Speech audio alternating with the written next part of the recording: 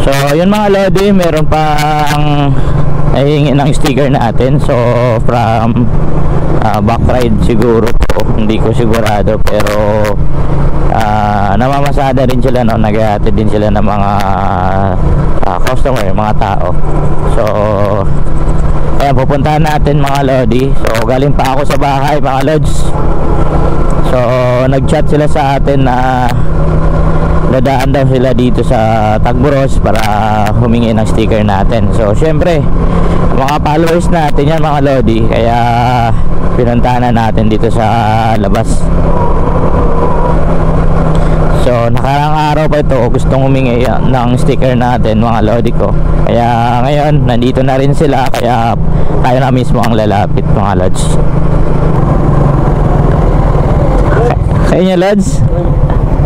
Yung kasama ko nasa lubong mo, may booking kasi siya eh. Andun siya sa loob, nakasalubong ko yung isa. Siya yung napasokan kasi siya ng booking. Back-ride din kayo, no? Oo. May delivery food na rin kayo, no? Diba? Oo. Tatlo yung servisyo na inaano namin.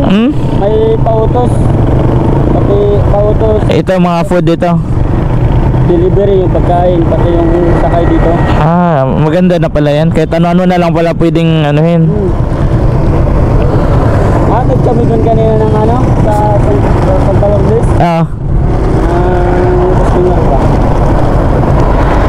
Ayun, tatlo? Meron ka pa ba? Meron pa. Ilan ba? Sa kanya dalawa, tapos sa akin tatlo.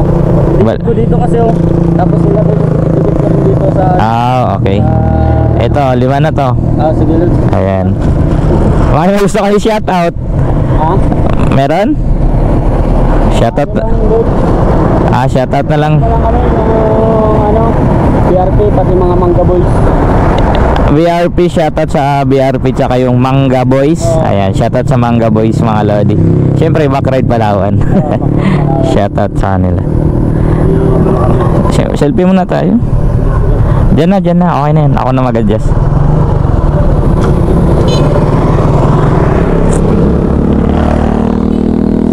Saan nakita? Ay, kita yan. Yan, man. Isa pa. Yan. Ayan, Lods. Thank you, ha? Sa akin, Lods, yung isip mo na sa i-picture natin. Sige, no problem. Ipopost ko naman to.